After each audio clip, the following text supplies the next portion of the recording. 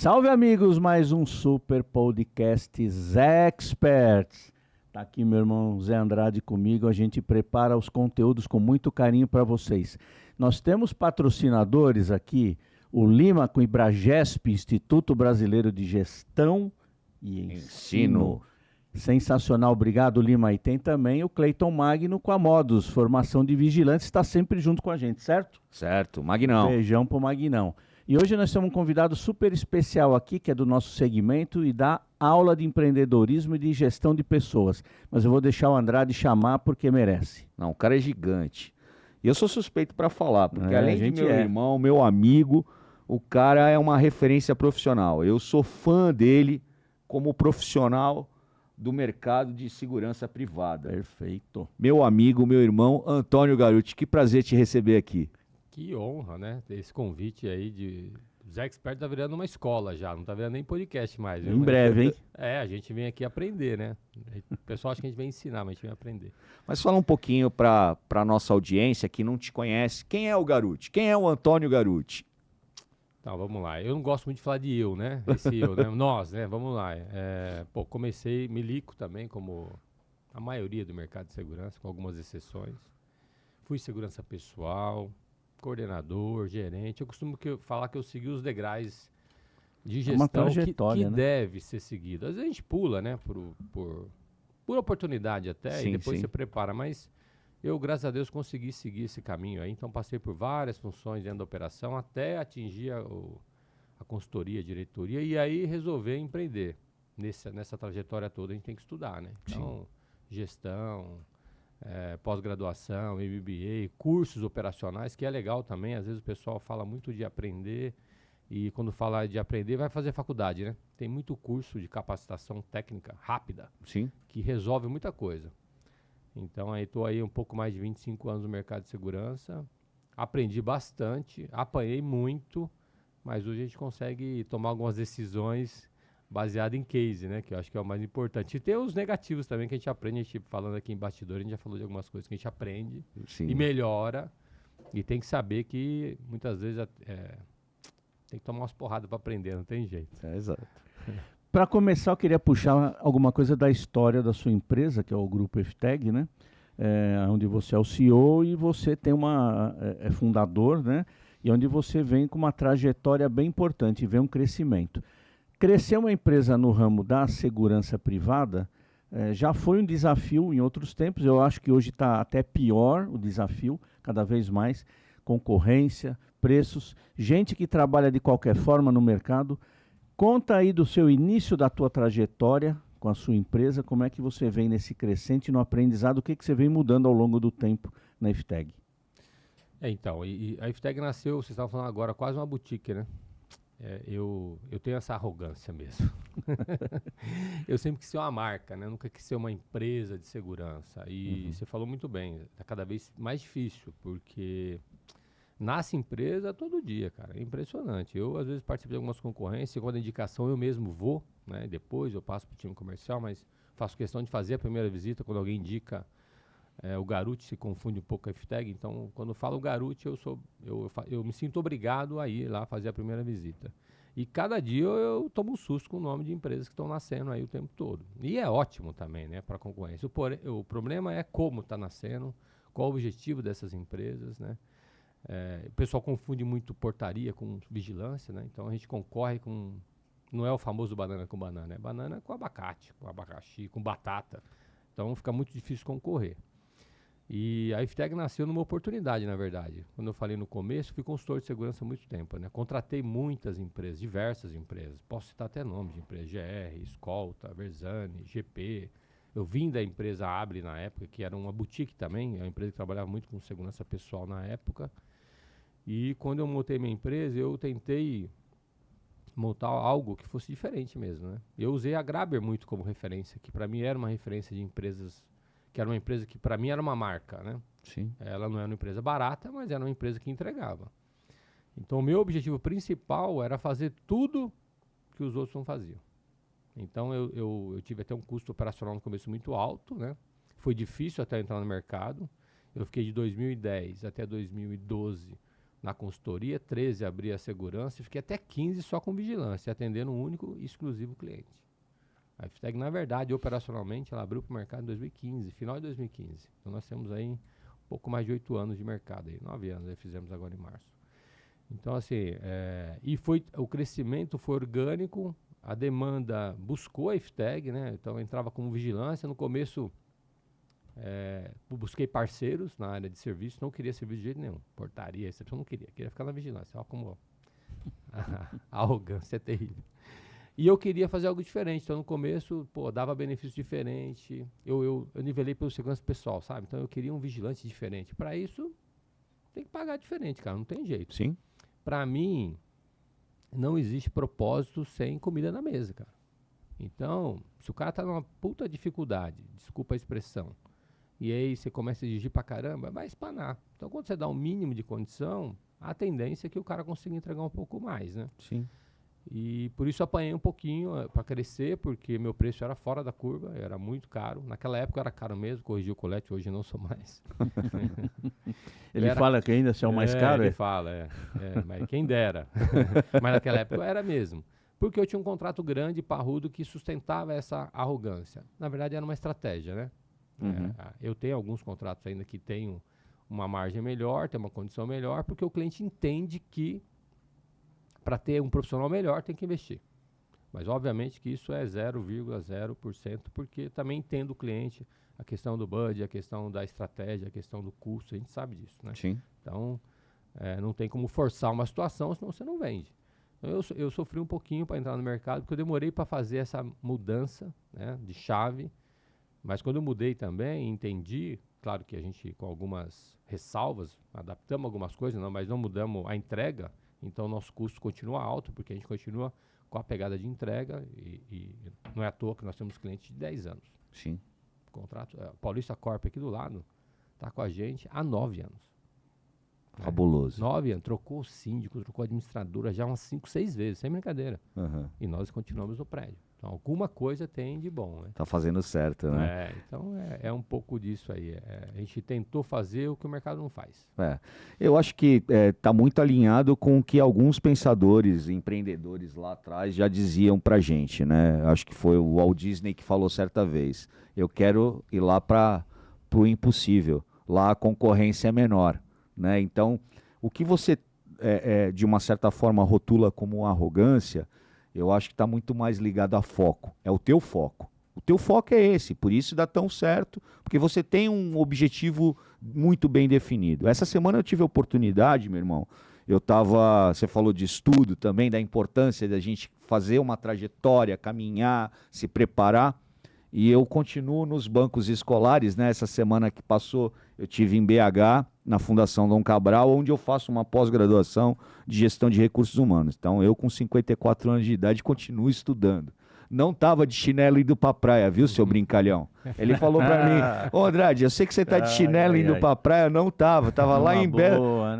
Tava do futebol. Tava lá em BH. Tava lá em BH, ao lado dos filhos dele no futebol, rapaz. Esse que é o negócio. E tá certíssimo. Ele. Tá certo. Ao lado dos meus amigos, olha, gente da mais alta estirpe, tem dono de empresa, VP de empresa multinacional. Cara, eu só aprendo lá. Eu só aprendo. Todo dia eu aprendo uma coisa nova lá com aquela galera de RH. Mas eu tive a oportunidade de fazer uma visita ao Afonso, lá na Anjos da Guarda. Então, beijão, Afonso. Beijão, Vanessa. Obrigado por terem me recebido tão bem na casa de vocês.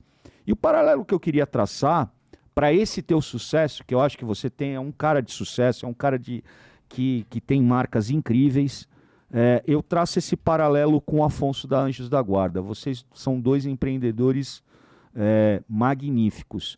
E o ponto comum que eu queria trazer para essa conversa é a gestão de pessoas que vocês dois têm como marca pessoal. Vocês cuidam muito bem da equipe de vocês. Exato. Eu vi isso na Anjos da Guarda e sei que você pratica isso dioturnamente. Você se preocupa com cada colaborador teu. Fala um pouquinho mais da importância que tem a gestão de pessoas dentro desse teu cenário. Primeira coisa para mim é que meus colaboradores são meus clientes.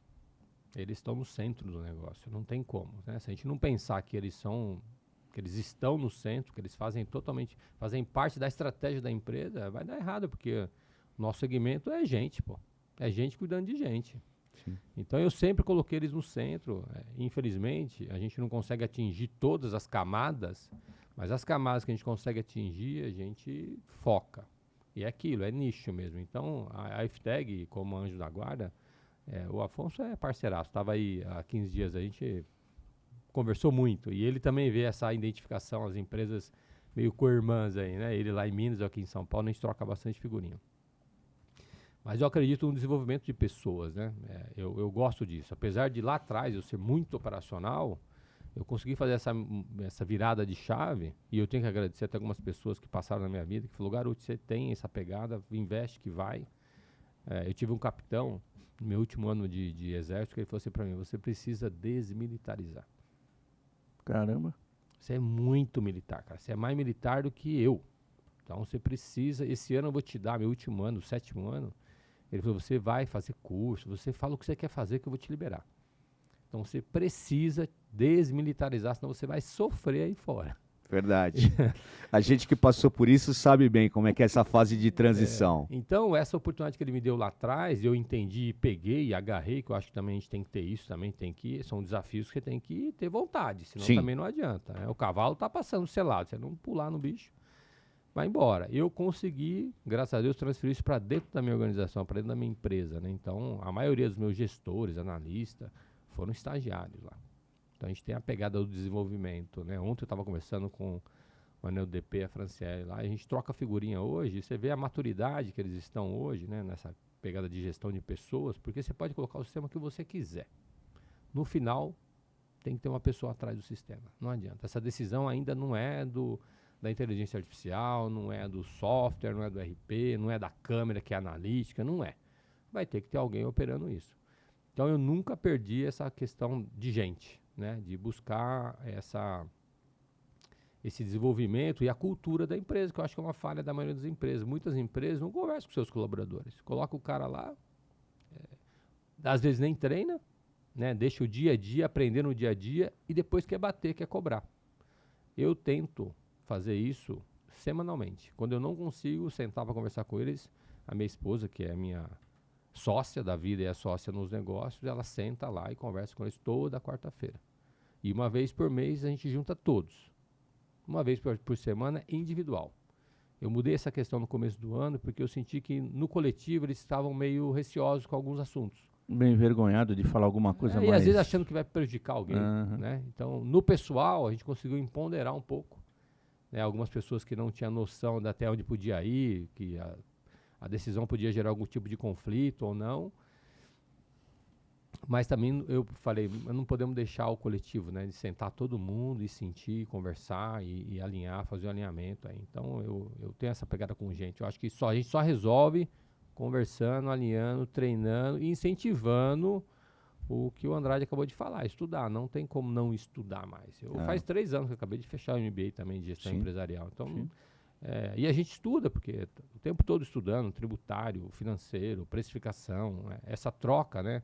O próprio momento de sentar aqui com vocês, a gente está aprendendo o tempo todo. Então, mas é gente cuidando de gente, não tem jeito. Isso, não tem jeito. Você trabalha com vigilância. Vigilante tem porte de arma, vigilante está sob tensão muitas vezes. Ele ali é o pai de família que senta com você, bate um papo. E ele tem os problemas dele em casa, tem que ter um baita cuidado. O cara tem um problema familiar, seja qual for, ele chega para trabalhar, ele tem uma arma na cintura, ele tem que ter equilíbrio. Como é que você faz para trazer esse preparo psicológico, esse amparo? Eu sei que não é fácil, mas se você não tiver cuidado com as pessoas, acidentes podem acontecer. A gente viu aí algumas ocorrências, né? Mas eram com empresas, vamos dizer, não legalizadas, né? Que saíram na mídia, de gente aí despreparada, fazendo atendimento errado ao cliente, agredindo gente. Como é que você lida com isso? Tem um nome certo para isso. Empresa clandestina. Clandestina. Empresa clandestina. Mandou na veia, na medalhinha. Fala sobre isso, afinal você vive num setor super regulado, fiscalização da Polícia Federal, não pode mijar fora do pinico, como a gente brinca, né? Como é que você cuida aí do psicológico e o preparo dessa turma da rua? Então tem que sair um pouco do básico, né? Já existe a fiscalização que você acaba de falar, da Polícia Federal, da Polícia Civil, do Exército, da Marinha, da Aeronáutica, a gente é fiscalizado por todo mundo. Todo né? mundo. Fora as mídias, né? Que Prefeitura, governo. Alvará, bombeiro, tudo.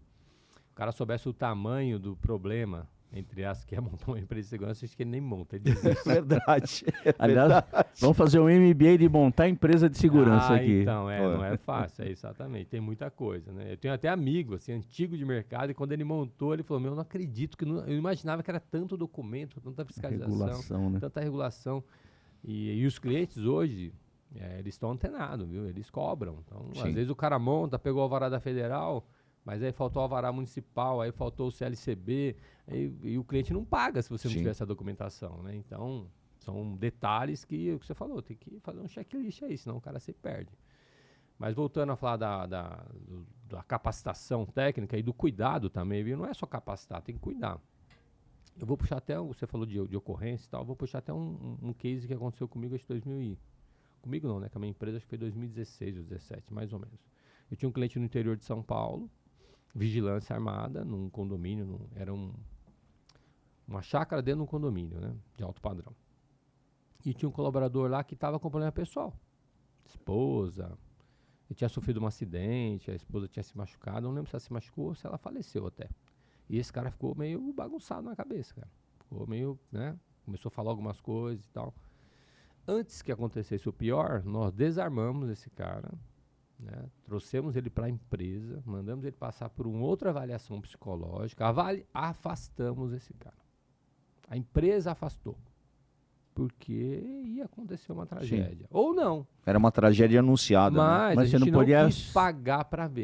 Pagar para ver. Depois que aconteceu, aí corre e fecha a porta, né? Já era. A empresa estaria amparada? Sim. Exame psicotécnico em ordem, documentação em ordem, alvará, tudo ok. Mas... E a imagem? Pelo amor de Deus. E a tragédia, né? Uma pessoa se matando, dando indícios. Sim. E a gente fechar os olhos. A perda humana, com certeza, é o maior. Algo insubstituível. Não tem como substituir. Armamento, você furtou, você compra outro. A pessoa já foi. Então, a gente tem esse cuidado mesmo. Somos muito criteriosos, né? Na avaliação do RH. Nosso time é até um pouco diferente. Aí a gente aperta um pouco o RH. A Cléia sabe disso, que é a minha coordenadora de RH. Mas ela também sabe que a gente entende que não pode baixar muito a guarda, porque podemos trazer pessoas despreparadas e pessoas até mal intencionadas. Por que não? Sim, a gente sabe. Hoje, criminosos estão em todos os escalões aí, né? Do governo, a gente sabe disso. Está em tudo quanto é lugar. Cara. Né? Os caras se infiltram, eles são preparados hoje nas Forças Armadas, nas polícias, na política, nas empresas. Isso não é uma coisa nova, isso já vem de muitos anos. Então, você me dá a chave da sua casa para eu cuidar. Né? A partir do momento que você fechou o contrato comigo, coloquei um vigilante lá, a chave está comigo, certo? Eu não posso ser negligente de contratar de qualquer jeito. De contratar porque o cara mora perto, que é o que infelizmente o mercado faz. Infelizmente. É uma pena, mas quando eu fiz a gestão empresarial, em 2009... Eu visitei algumas empresas de segurança, eu não vou citar o nome agora, porque elas estão ativas ainda, e eu visitei e verifiquei os processos internos da empresa. Porque eu queria falar de uma empresa real, né? Apesar de eu já trabalhava em mas eu não queria usar que eu trabalhava para não ser muito tendencioso. Então eu fui numa empresa distinta, de um amigo. Pelo amor de Deus, a contratação era... E eu fui ver na prática, no dia a dia, chegamos lá e vamos acompanhar. Era quem morava mais perto. Sim, para diminuir o custo com benefícios. Com o Vale Transporte. Vale então Transporte. É um negócio maluco. É claro que eu também tive uma reunião ontem com um cliente que foi na empresa para fechar o contrato. E aí ela perguntou como que a gente ia fazer a contratação, né? Se seria lá de Barueri. Eu falei, estrategicamente sim. Mas eu não posso cravar para a senhora que todos vão ser de Barueri, porque tem outros critérios. Um dos critérios é a localidade, mas não é por custo. É porque é por pronta resposta mesmo. É porque ele precisa morar perto. Sim. Não só para ele vir rápido, mas para ele ir rápido para casa dele. Sim. Por quê? Porque ele qualidade de vida. Ele precisa ter o lazer, precisa ter o social. No dia seguinte ele está bombado. Senão ele né? não aguenta, cara. Assim, a gente já sabe que é desgastante. Então, se ele ficar 2, 3 horas em condução, ele trabalha 12 horas. Mais 2, 3, 15. quantas horas está em casa? Então vai refletir em algum momento, né? E nós estamos falando nem de vigilante, estamos falando de porteiro, que ainda tem um salário menor. Então, se a gente não pensar nesses detalhes, fica difícil a gente fidelizar qualquer colaborador. Então, cara, é uma pena, mas o mercado ainda vai por esse viés do mais barato. Do custo, mais né? barato. E aí, a gente, às vezes, hoje, eu tenho dificuldade de concorrer até com grandes, viu? As grandes conseguem ser mais barato que eu, não sei como. Quer dizer, eu sei como. Todos nós sabemos, né? Mas a gente prefere deixar esse assunto. Não pode falar porque isso tem LGPD para proteger todo mundo. Pois é. No final de tudo isso é ficar próximo, né, Zé? Você falou aí, é cuidado mesmo, viu? Não tem uma questão, até tem várias avaliações técnicas, né, mas não é só isso, viu? Porque numa entrevista, um cara bem preparado e até os que têm algum tipo de distúrbio, eles enrolam todo mundo, viu? Sim. Aí você fala que o cara é uma Ferrari. E não é.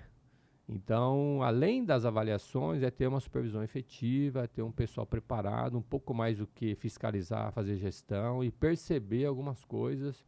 E aí a questão da autoridade para depois vir a responsabilidade. Ter autoridade de falar, não dá para esse cara ficar aqui. E a responsabilidade depois de quem assumiu essa bronca e falou, não deu, e vamos trocar, e se tiver custo, ok, porque pode ser um investimento ao invés de custo. É isso.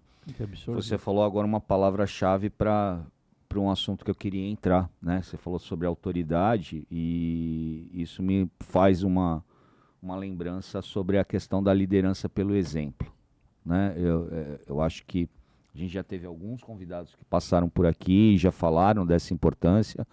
Marcos Carvalho da Surrai foi um grande amigo que esteve aqui conosco, um irmão nosso que também esteve falando sobre a liderança por exemplo. E eu queria que você falasse um pouquinho. Como é que você enxerga a questão da importância da liderança pelo exemplo dentro do teu negócio? 100%. Espelho. Eu aprendi assim, né? Eu não posso... Um pouco antes do quartel até, viu? Meu pai sempre ensinou a gente a fazer as coisas em casa, né? Família grande, né? Meu pai colocava os moleques para trabalhar. Eu acho que naquela época era fazer filho para trabalhar mesmo. Não é possível. Tudo que meu pai fazia, a gente estava juntos fazendo, aprendendo. E era brutão, dava esporro fácil. Errava então, mas não podia errar. E aí fui militar há muito tempo, e aí você acaba, né, de novo, essa mesma educação, que hoje o pessoal tá falando, nossa, não pode. Que não pode, cara. Você tem que chamar atenção sim. Porque só corrige quando chama atenção, quando a pessoa entende que está errado. Sim. É claro que tem meios para fazer isso, né? Não precisa ser grosseiro. Pode ser educado, mas não pode deixar de chamar atenção porque vai ter um problema psicológico. E a pessoa que não tomou a decisão e teve prejuízo ou teve que mandar alguém embora, não tem problema psicológico? Tem quantas pessoas por trás de uma decisão, muitas vezes? Sim, né? Muitas sim. pessoas. Então, eu acredito 100% na liderança por espelho. Sim. Mais que por exemplo até.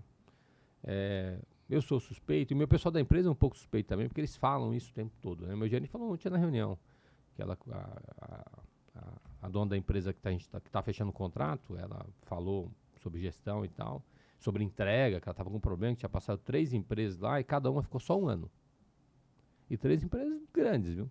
Nenhuma ficou mais de 1 ano. E ela falou, eu preciso fechar uma parceria com uma empresa aqui perto e tal, que entrega, que tenha qualidade, que se preocupe, que seja parceiro, não sei o quê. Aí ele pegou o gancho e falou, ó, nosso sarrafo aqui é muito alto. Porque ela tá falando de comunicação. Só para fechar, que às vezes tentava falar com alguém e não conseguia. Aí o Igor falou assim, então, o nosso sarrafo é muito alto, porque o chefe que está aqui, o dono, quando ele viaja, ele avisa aonde ele vai ficar sem sinal. Ele avisa aonde ele vai chegar e que hora que vai ter sinal. E não tem essa de horário com ele. Se ele vê alguma coisa errada de madrugada, ele liga para a central.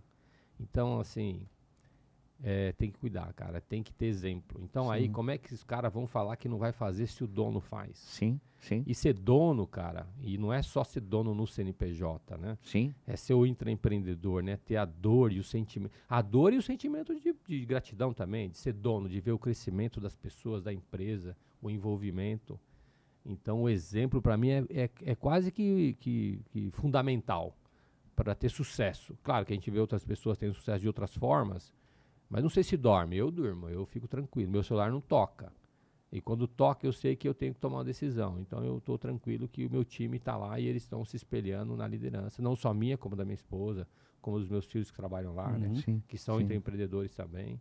Que futuramente vai ter uma sucessão, se a empresa continuar no meu nome, que eu acho que vai continuar, porque eu já falei alguns não, baseado nessa sucessão. Quando tem família envolvida, é outra decisão, né? Não é só financeira. Eu sei que algumas pessoas friamente falam, não, tem que vender, vai descansar, não sei o quê. Eu falei, cara, mas eu não estou trabalhando para descansar quando eu vou aposentar. Eu tenho uma gestão diferente, cara. Eu costumo aproveitar um pouco da vida trabalhando. Sim. Isso que colocaram na nossa cabeça lá atrás, que você tem que trabalhar a vida toda para aí sim descansar, tá louco. Isso aí é o maior erro do mundo. Nós temos que fazer uma coisa paralela. Vamos trabalhar, vamos viajar, vamos estudar, vamos criar seus filhos. É isso. Então, gestão por exemplo, por espelho, é o fundamento da segurança. Cara. É isso. Queria dar uma puxada para a coisa da tecnologia. Tava demorando, né? Tava demorando pegar ele no contrapé. Mas é assim, porque você está num setor que é muito regulado. Não adianta a gente chegar, você falar assim, eu vou pagar um salário maior para o vigilante. Você vai ter uma hora que você não vai conseguir passar isso lá para o cliente final, tá certo? Existe um limite para esse tipo de serviço. Tem um limite para tudo que você trata de benefícios também para o teu funcionário, para a sua família da tua empresa. Então, como que a tecnologia pode te ajudar em algumas questões, alguns quesitos, onde você não perca a qualidade disso tudo que você está falando agora e que ela traga um benefício real no custo da tua operação, que ela ajude efetivamente o teu operador. Porque eu estou falando aqui diretamente na operação, o cara que está no campo e ele precisa de um apoio. Em vez de ele ter lá 10 caras ao lado dele, ele tem alguma coisa de tecnologia que facilite e que ele confie que vai ajudá-lo a resolver. Então, hoje nós temos uma central inteligente para isso, né? Então, nós temos supervisão remota. Eu comecei isso aí um pouco antes do mercado, aí, a não ser das grandes, né? As grandes sempre tiveram essa talvez, né? Investimento. A gente acha que tem também, porque às vezes vai ver não tem, mas deveria, pelo menos, né? Eu tenho uma central que faz a supervisão remota desde 2015. Então, a gente não tinha a tecnologia que tem hoje, mas já tinha as câmeras olhando lá. Hoje a gente tem as cercas virtuais, tem a inteligência artificial, tem o ponto eletrônico por geolocalização, tem o rastreamento dos veículos, né? Então, tudo isso ajuda muito. E além de fiscalizar, né? Porque, cara, você coloca a câmera, o pessoal só pensa na fiscalização e no monitoramento de fazer coisa errada. Nós já pegamos pelas câmeras funcionário passando mal. Então, e aí de socorro e não tinha como ele se proteger. Cara, exatamente, tendo mal súbito. Sim. E aí foi deslocada a supervisão mais próxima, aí você junta as tecnologias, né, o rastreamento, a central já viu qual supervisor estava mais próximo daquele local, já acionou e ele já chegou a tempo e substituiu e deu tudo certo. Então, assim, tecnologia é fundamental, porque o que você falou, nosso serviço é tabelado pelo mercado, não tem jeito. Quando a gente fala de melhoria, eu não consigo mexer diretamente no salário, a não ser se for segurança pessoal. Porque nós vamos sentar, vamos desenhar o que o cara vai ganhar. Depende muito do que o VIP quer. No patrimônio, nas demais funções, a gente tenta colocar algum tipo de benefício diferente. Então, uma premiação, uma cesta básica, uma política de premiação, mas isso também tem que ser discutido com o cliente, ele tem que ter esse viés de gente. Sim. Né? Que às vezes até tem, mas esbarra no budget, não tem como fazer. A gente tenta educar o cliente para melhorar a mão de obra, não tem outra forma, na minha cabeça, a minha concepção. A não ser o cara que ganhar um pouco mais, de alguma forma. Prêmio, cesta, ou um convênio médico melhor, alguma coisa diferente. A tecnologia vem para apoiar o que você falou e, em vez de ter 3, 4, ter 2, ter 1, que é ruim e é bom, né? Porque o pessoal imediatamente, alguns contratos, vou contar até um case que o cliente sentou e falou assim, Garuti, nós estamos começando com esse escopo aqui, mas nós estamos pensando em mexer em tecnologia e tal. Você tem algum problema em redução de imposto? Eu falei, nenhum. Não vai ser melhor o custo para vocês? Vai, então meu contrato vai durar mais. Simples assim. Porque se ficar caro, Sim. uma hora acaba. Eu falei isso para um time de VSPP que eu tinha em 2013. Eu fazia a reunião 5 horas da manhã, para não ter problemas. Os caras falavam, eu não posso por causa da polícia. Eu não posso porque não sei o quê. Por causa da mulher, então 5 horas da manhã todo mundo pode. Perfeito. Juntava todo mundo, fazia um café da manhã lá para os caras e 5 horas da manhã fazia a reunião. E eu falava muito para eles da gestão do próprio emprego. Então não adianta vocês ficarem empurrando um monte de hora extra, um monte de OS, porque sabe que a gestão do segurança pessoal é difícil de fazer, porque fica muito na mão do VIP, né? Muito na rotina do VIP.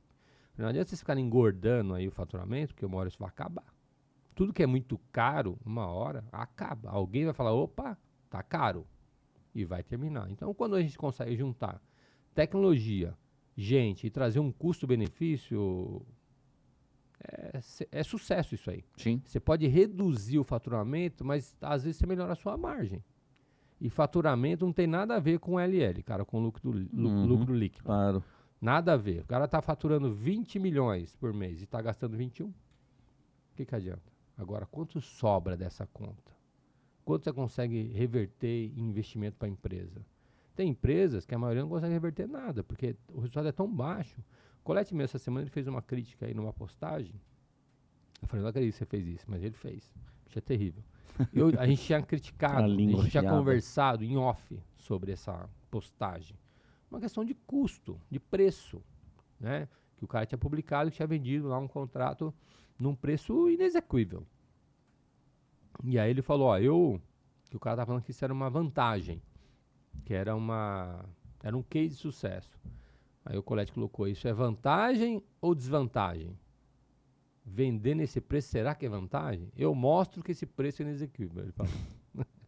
E é fácil mostrar. Colette sendo Colette. É fácil mostrar. Você coloca uma planilha de precificação, você fala, esse cara tá pagando para trabalhar. Sim, sim. É que ele acha, não sei o que passa na cabeça dos caras, a gente tenta entender, que ele consegue mexer com provisionamento, só pode ser isso. Que aqueles provisionamentos ele não vai usar uma hora. Sim. Então ele deve usar isso como resultado, só que chega em dezembro, eu já ajudei muitos amigos nesse período, novembro, dezembro, que não tem a grana pro 13º, e aí vai pro banco.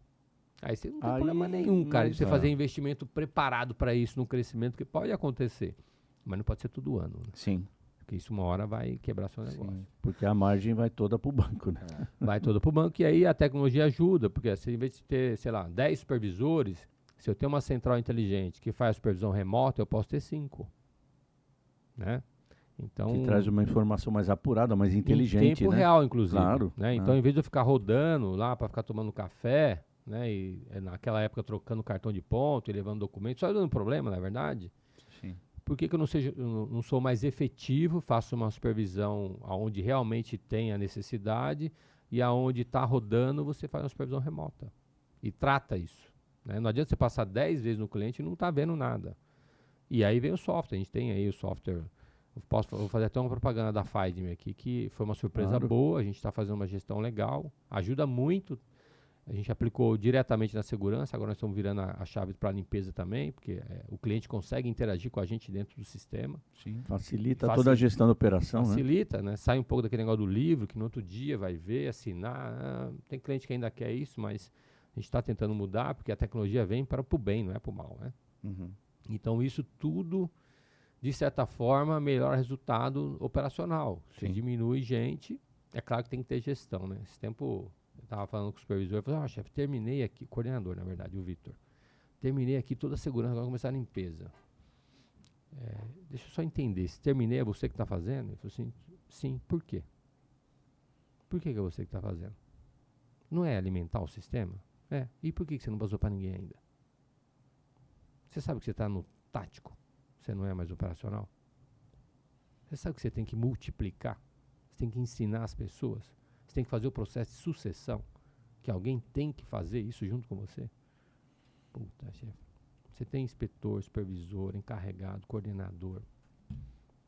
A gente está sempre na cabeça achando que a pessoa não vai ter condições de fazer. Quem disse? Experimenta deixar. Treinamento. Exato. Treina e deixa errar. Deixa errar. Vai errar e vai errar mesmo, Zé.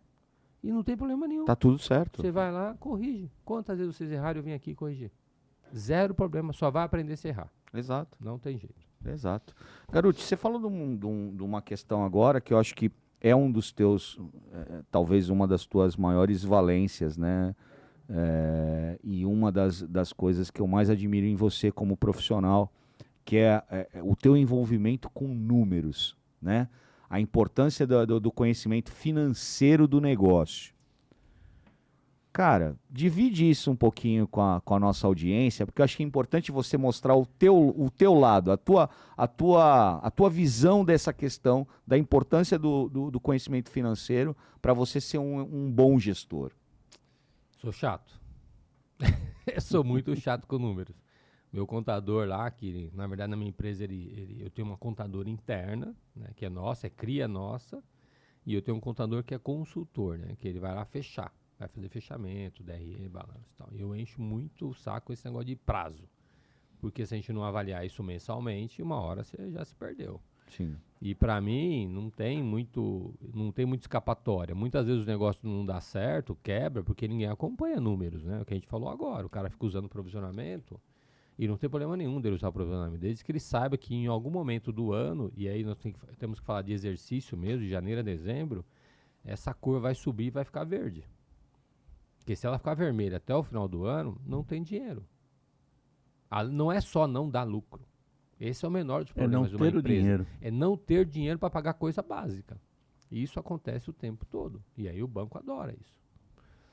Adora mais ou menos, porque também dependendo da idade da empresa, do score que ela tem, nem consegue o dinheiro. Quando consegue caríssimo o dinheiro. Sim. E aí, né, a conta não fecha.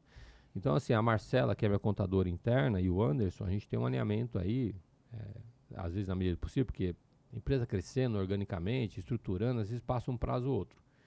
Mas, assim, tem os dias que tem que entregar. Ela tem que fechar a parte dela e, a partir daquele momento, abriu para o consultor começar a fazer o fechamento dele. Sim. Então, a gente imputa dados e ele começa a fazer o fechamento. E o empreendedor, aí vai uma dica para quem está começando ou para quem está querendo arrumar a casa, tem que ver número mensal. O fluxo de caixa tem que ver diário. Não sei se é o dono que vai ver, mas alguém tem que olhar diariamente. Não dá para esperar fechar o mês para ver se vai ter dinheiro para pagar. Acontece toda hora isso aí. Então você tem que saber que muita coisa você põe na frente, né? Benefício paga antes, uniforme você paga antes, equipamento você paga antes. E tem a despesa mensal que não tem como fugir.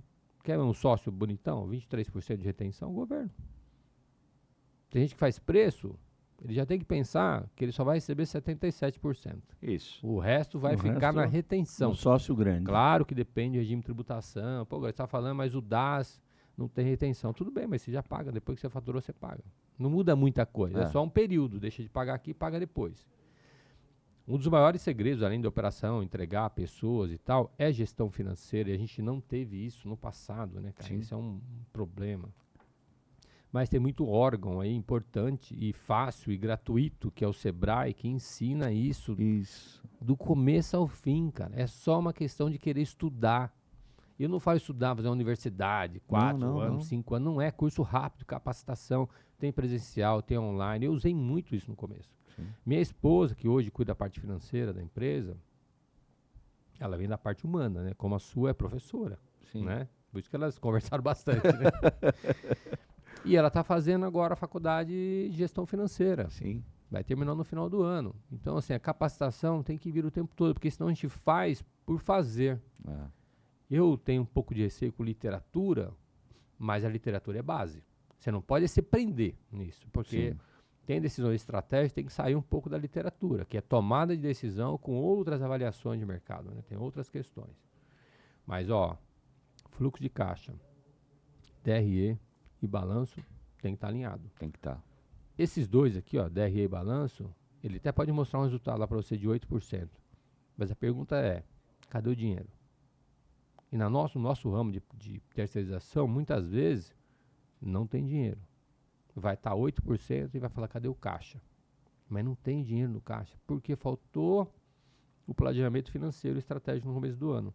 Se a empresa está crescendo, ela vai usar aprovisionamento para fazer a implantação. Sim. Então esse dinheiro está na implantação. Mas tem que saber onde está o dinheiro. E se vai ter esse equilíbrio em algum momento, desculpa, ou você vai ter que ir para o banco. Sim. E tudo bem, só que você tem que antecipar isso. Esse capital de giro tem que ser negociado. Não pode ser uma surpresa. Não pode ser um empréstimo. Por mais que o capital de giro seja um empréstimo, mas aqui empréstimo para mim vem naquele negócio de tampar buraco. Capital de giro é estratégico. Eu pego para utilizar para o crescimento ou até para pagar uma conta, para não pagar um juros maior, mas é estratégico. Não é no último minuto do segundo tempo que o juiz está quase pedindo a bola aí e você toma um gol. Aí tá caro. Aí Não tem mais Aí jeito. você vai pagar o preço do mercado. Aí tá caro. Essa importância do conhecimento financeiro, irmão, só para concluir esse tópico, eu quero dar um depoimento pessoal. Eu era um cara avesso à parte financeira. Eu sempre fui um cara operacional a vida inteira operacional. Nós somos. Mas eu tive um cara, um anjo da guarda, no meu caminho. Foi que Afonso ou não? Não foi o Afonso, Anjo da cara. guarda. Mas quase que foi, Mas né? quase que foi. O Afonso é um outro anjo da guarda que eu encontrei ao longo da minha caminhada. Mas eu tive um cara que me fez ter essa visão. E eu tive essa visão numa conversa que eu tive com ele para buscar um aperfeiçoamento. Eu queria fazer um MBA de logística na GV, gestão empresarial com ênfase em logística. Ele falou assim: negativo, Andrade, você vai fazer algum curso ligado a finanças. Falei, vou até falar o nome, Gabriel Damasceno. Esse cara foi Chefe. importantíssimo na minha vida em algum momento. Obrigado, Gabriel, obrigado. Porque ele falou para mim: Andrade, você precisa fazer finanças. Eu falei, mas eu não trabalho com finanças, eu sou operacional.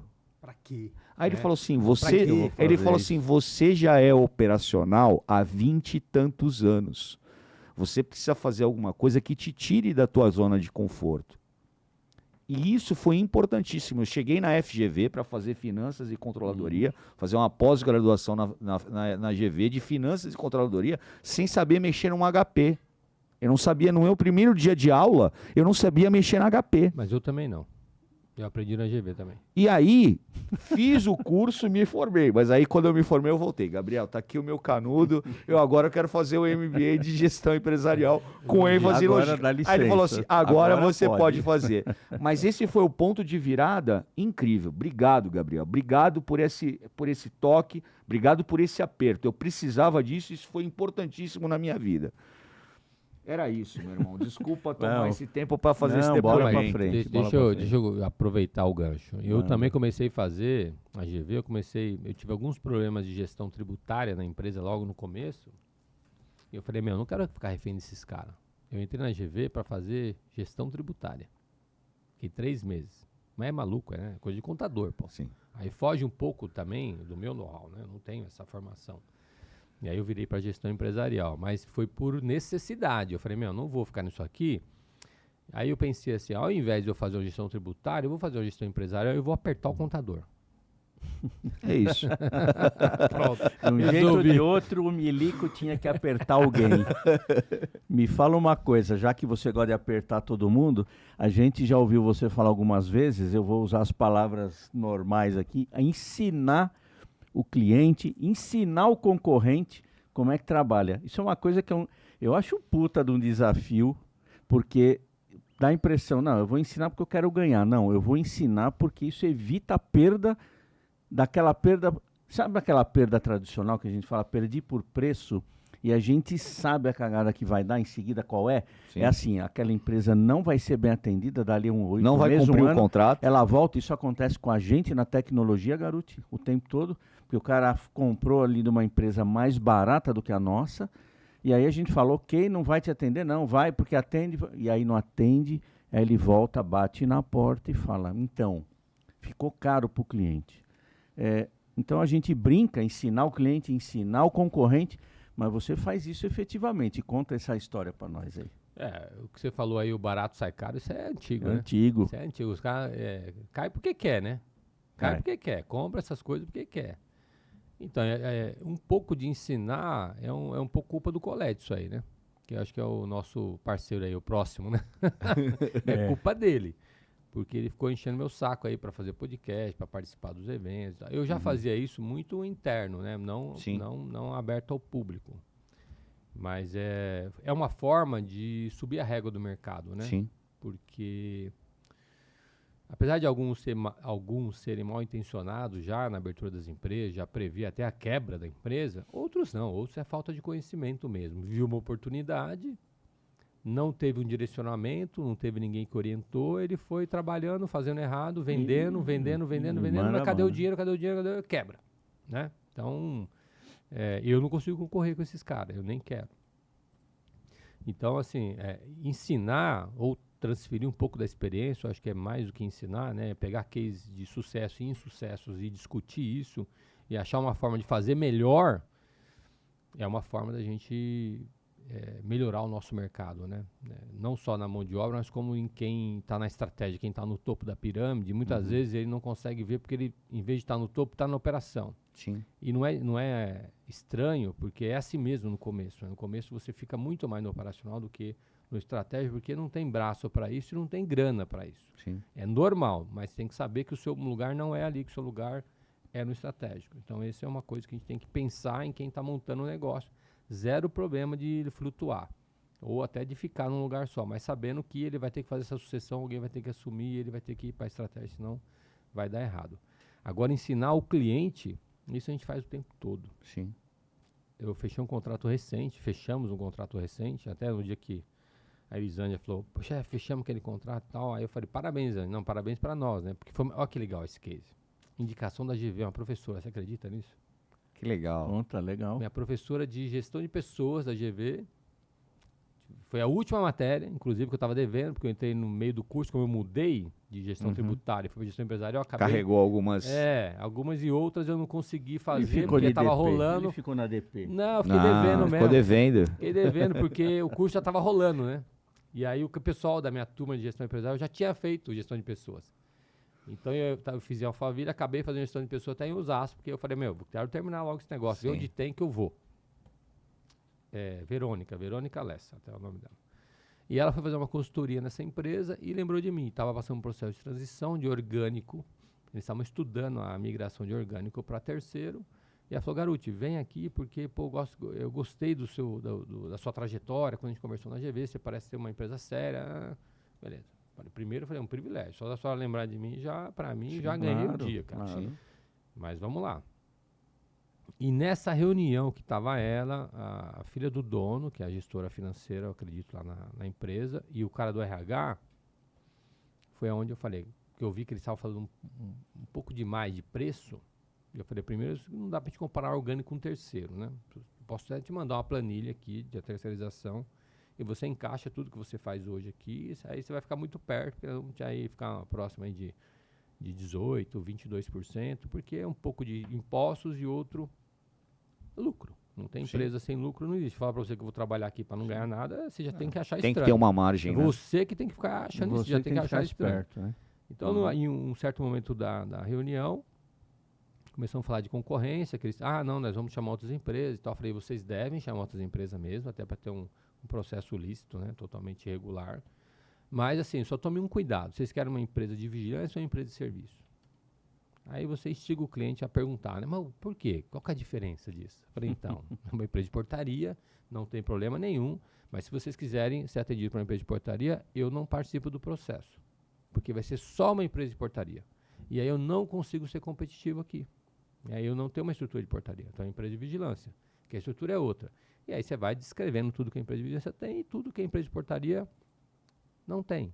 E não é demérito, é porque não dá para concorrer. Não é o business. Não tem nada a ver, nós não estamos comparando as coisas certas. Exato. E aí eu citei lá no dia as empresas que podiam concorrer comigo. Eu falei, quer concorrer? Chama a Versani, chama a Ganá, chama a GR, e aí nós vamos estar falando de empresas do mesmo nível ou próximo no nível de entrega, e empresas que são reguladas por algum órgão. Então muda tudo. E o cliente fez isso e nós fechamos o contrato. Que beleza. É isso aí. É um baita aprendizado, Esse né? é um baita case, né? Pô. Meu irmão, eu tô olhando ali, tem um recado ali do Cleiton Magno. Rapaz. Tem um recado Cleitão. ali do Luiz Fernando Lima, que é a hora do pega essa visão. Tá tudo tranquilo aqui, o garoto tá numa boa, cafezinho, aguinha, tá dando aula, mas ele não deu aquela mensagem ainda. O que você acha que tem que fazer? Aquele papo reto, né? Magnão da Modus e Lima de Bragesp, agora chegou a hora. Agora é o momento pega essa visão. Pega é o essa momento visão. em que o nosso expert, o nosso convidado, nos dá um papo reto. Então, nesse momento, Garuti, eu queria que você olhasse para aquela câmera, aquela é a sua câmera, e você desse um papo reto para a nossa audiência. Suas ideias, seus insights. Nós vamos ser meio repetitivo aqui, cara. Mas assim, em vez de 4P do Colette, eu acredito em 3Ps. Pessoas, processos e performance. Isso tem que estar muito alinhado. E o centro disso é pessoas. Nós podemos pôr tecnologia, podemos colocar qualquer coisa. Mas vocês, empreendedores, gestores, têm que cuidar de gente. Se não cuida, em algum momento isso vai dar errado. Então, cuidem de gente, mas sem esquecer que a empresa precisa performar. Cuidar de gente não é ser assistencialista. Cuidar de gente, muitas vezes, é chamar atenção. É isso. É dar treinamento, é puxar a orelha e, às vezes, até realocar. Tirar de algum lugar e colocar em outro que aqui não está performando porque não é a área dele. Como aqui o nosso amigo falou, o Andrade, que ele queria fazer logística e o chefe dele falou assim, não, logística não, fazer finanças. Essa decisão é de quem tem autoridade. E às vezes tem que interferir, sim. O empresário faz o que precisa. E muita gente não consegue chegar lá porque faz o que quer. E nem sempre a gente pode fazer o que quer, tem que fazer o que precisa primeiro. É isso. Que honra, hein? Muito bom. Que papo reto. Gostamos muito da aula, foi bem interessante. O Garuti tem aí uma história fantástica para contar com a empresa. Eu acho que a gente tem, cada vez que ouvir você, um aprendizado. Essa história não saiu da minha cabeça de educar, ensinar o cliente e o concorrente. Eu acho importantíssimo quando a gente assiste aí aos eventos, às imersões, aos treinamentos, né, Garuti, que você participa e a gente acompanha e na frente dele lá está sentado justamente os concorrentes. E ele abre o verbo, abre o jogo. Eu acho que essa é a grande sacada que a gente vive no nosso segmento, que é a democratização do conhecimento. Garuti, então, fechando, queria agradecer você, sua agenda. Eu sei que você tem compromisso, fim de semana é complicado, nós gravamos aqui sempre nos sábados, então não é brincadeira correr, fazer. E eu queria agradecer seu tempo e a sua mensagem que você deixou aqui. Tá certo, irmão? É isso. E estamos aí terminando mais um podcast de altíssima qualidade. Garuti, muito obrigado, meu irmão. Obrigado pela tua confiança. Obrigado pelo teu tempo de estar aqui conosco. É uma honra para a gente te ouvir, sempre. Eu que agradeço. A honra é minha. Obrigado mais uma vez pelo convite. E se convidou, a gente vem. É isso aí. Convidou, vem. Então vamos lá, fechando aqui, ali para nossa câmera. Bora lá. Fechamos mais um Super Podcast Expert. Certo, pessoal? Certo. Bora lá, Valeu, pro bora alto e lá. avante.